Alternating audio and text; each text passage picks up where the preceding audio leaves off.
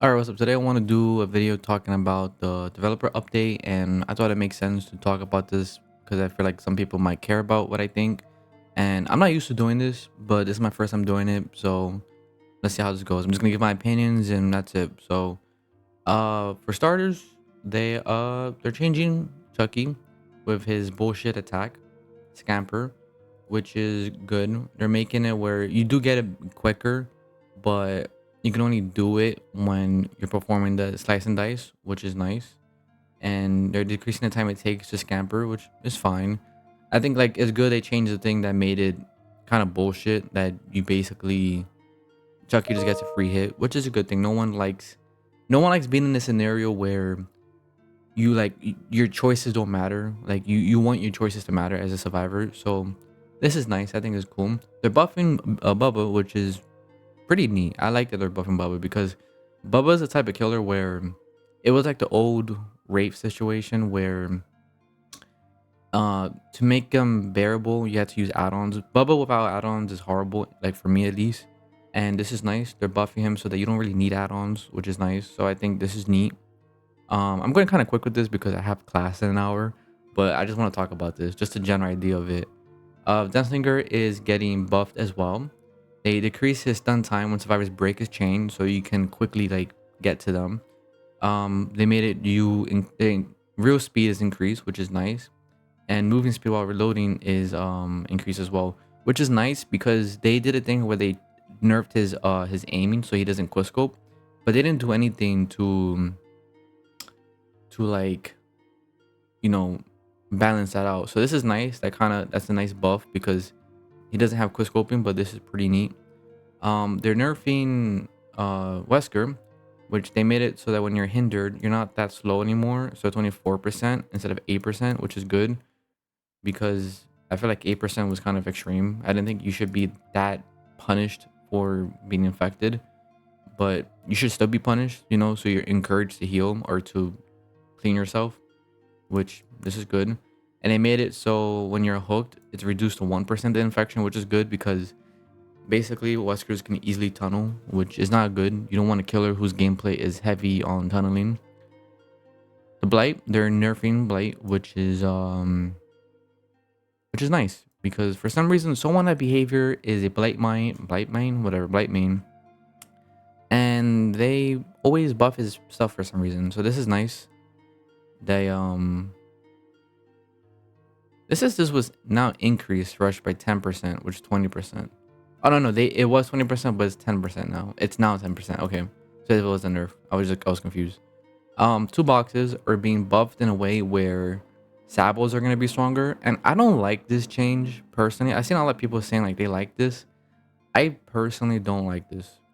And the reason why I don't like this is because it's gonna encourage killers to slug more. So if you're gonna hook somebody and the survivor breaks the hook, you're just gonna drop them on the floor. And I don't like this that they're encouraging sabots, which would then lead to more slugging. But the good thing about this, it does add a little more gameplay. It will force people to be more engaging with the killer, which is always nice. It's cool for survivors to be more, anything that makes you more like interactive with the killer is fun, but you have to be careful with that because then like you have a situation like this where it could lead to something bad. But it's we'll see what happens. We'll see what happens.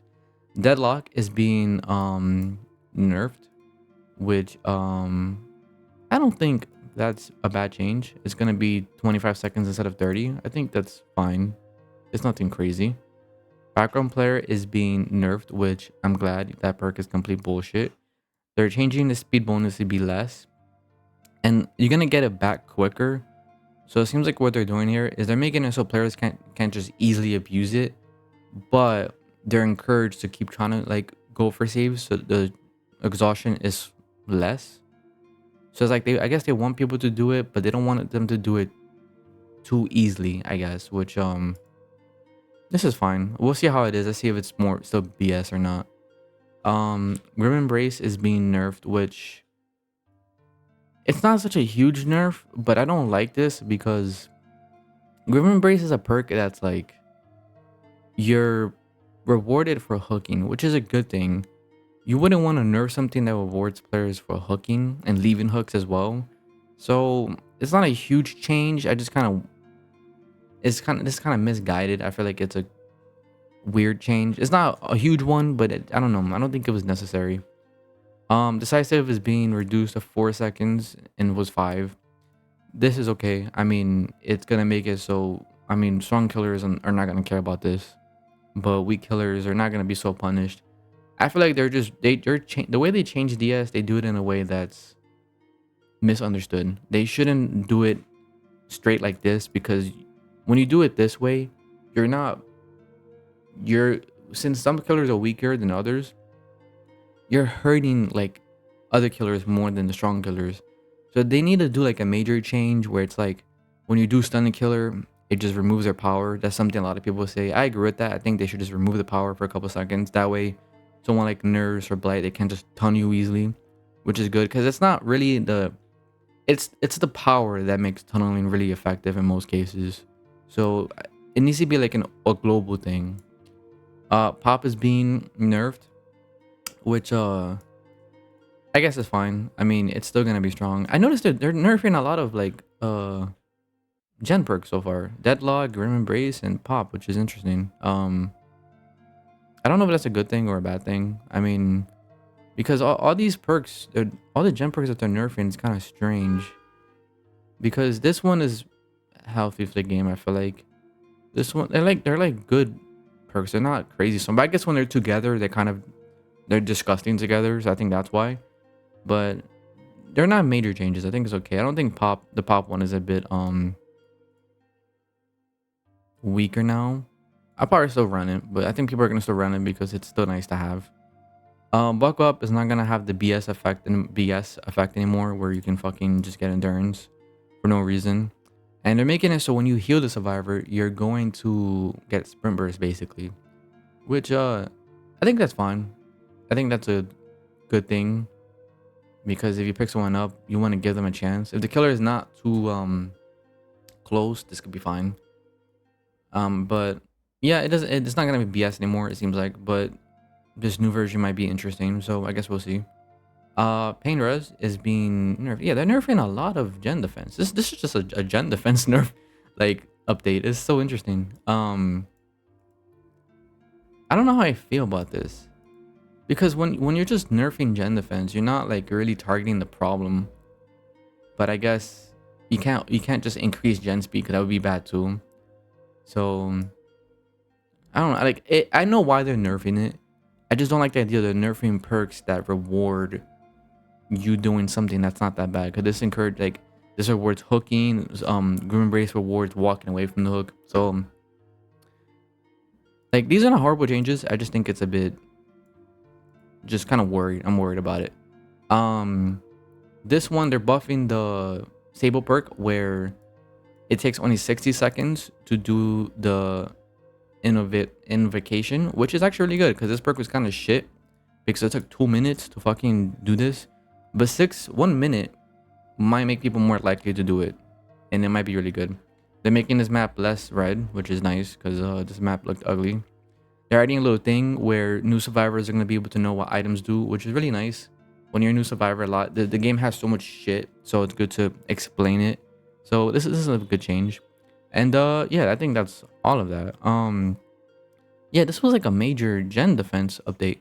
The only thing I don't like about this, that I'm really worried about, is the 2 boxes one, because that's gonna encourage slugging. And the gen defense the gen slowdown perks being nerfed. They're not huge nerfs, but I feel like they shouldn't nerf perks because they're being used a lot. I feel like they should buff perks that are not being used a lot, so that people are more likely to use those perks. Because if you just nerf these perks, the shit perks are still shit. So I mean, I don't know. This is the only thing I'm worried about. Maybe I'm just overthinking it, but I mean, like, remember what happened when they buffed Boil Over? Like, you're gonna have survivors that they're gonna probably abuse Boil Over more now because the 2 boxes are being buffed. Maybe not, but it would be really annoying if like they do start abusing this more. I don't like that, because you kind of have no choice but to slug in those situations. But I guess we'll see. I mean, there is a counter to it. They'll just bring fucking Unbreakable. But then that means you'll see more Unbreakables, which is going to go back to the old meta. So I don't know. this one's I'm probably overthinking it, but that's the only worry I have here. But that's all my thoughts. These seem like good changes. They're doing like these are like big changes to major perks, which is a good thing. You want to do changes to major perks, but also you want to do changes to weak perks. So like this was an example of buffing a weak perk, which is pretty neat. But yeah, that's all of that. That's yeah. So let me know what you guys think, and peace out.